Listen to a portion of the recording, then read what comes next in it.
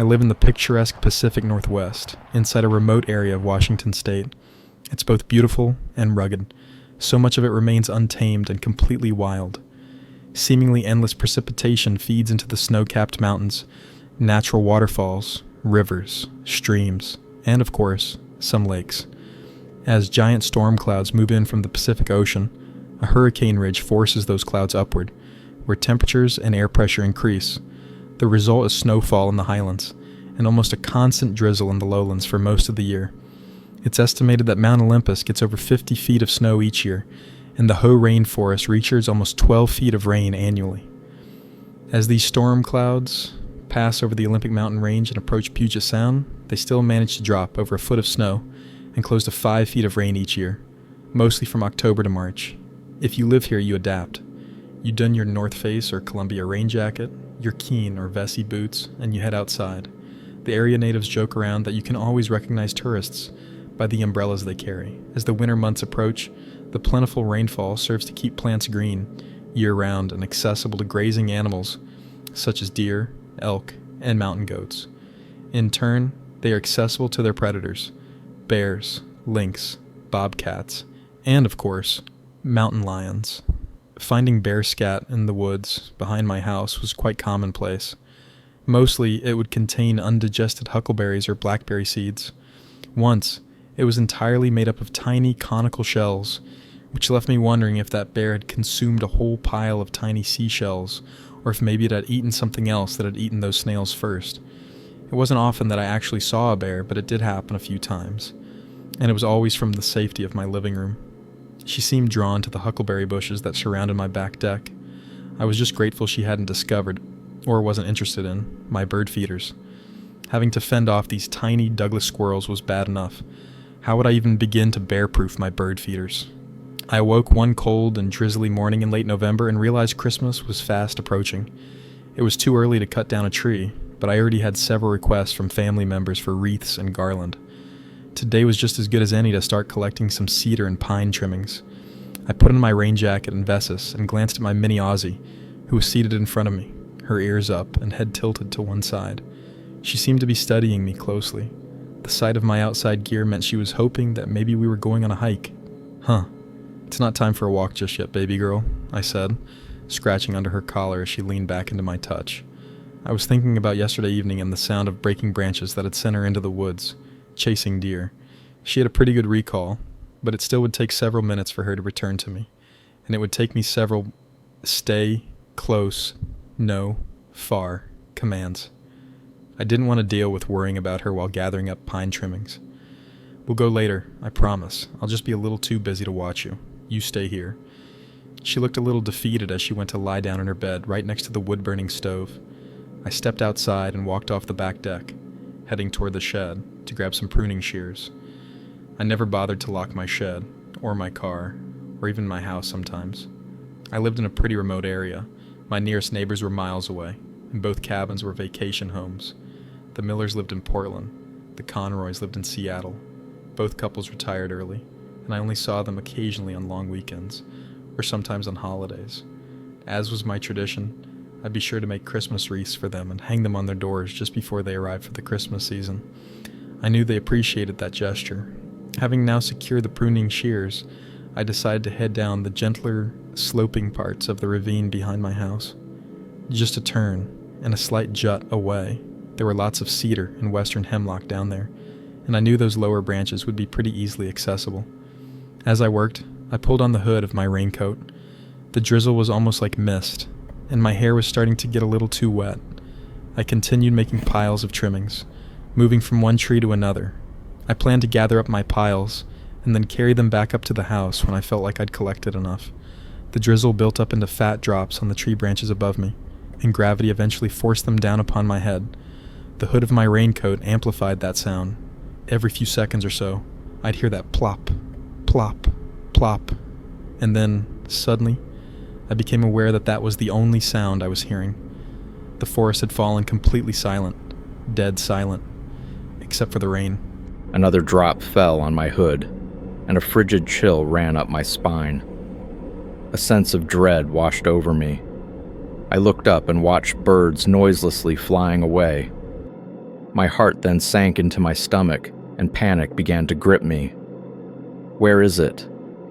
I slowly turned around, eyes darting in every direction, looking for it, but I didn't know exactly what it was. I just knew enough that a silent forest meant that something was nearby. Another raindrop. Where are you? It had to be a bear. And then I heard movement in a thicket of huckleberries, 10 feet to my right. I swiveled around slowly, my breath caught in my throat, as I realized I was staring straight at a cougar. A big cougar. He had to be at least 170, maybe even 180 pounds. How long had he been stalking me?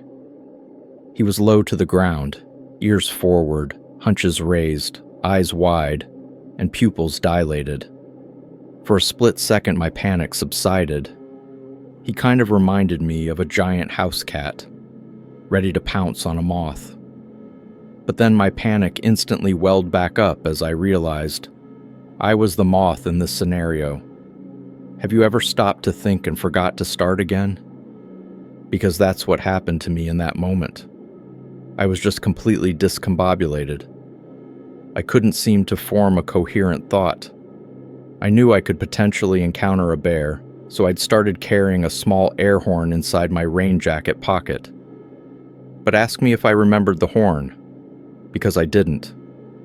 What's the protocol for encountering a cougar? If it's brown, lie down. If it's black, fight back. No, that's for bears.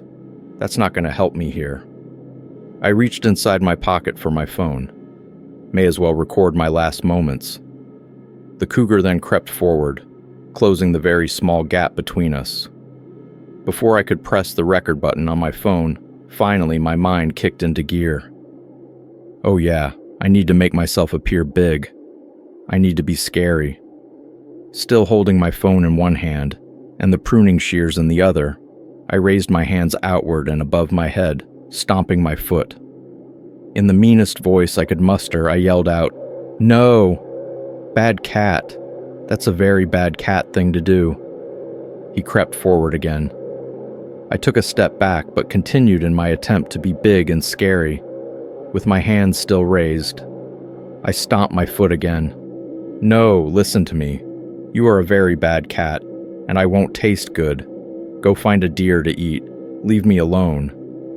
I stomped my foot again for good measure.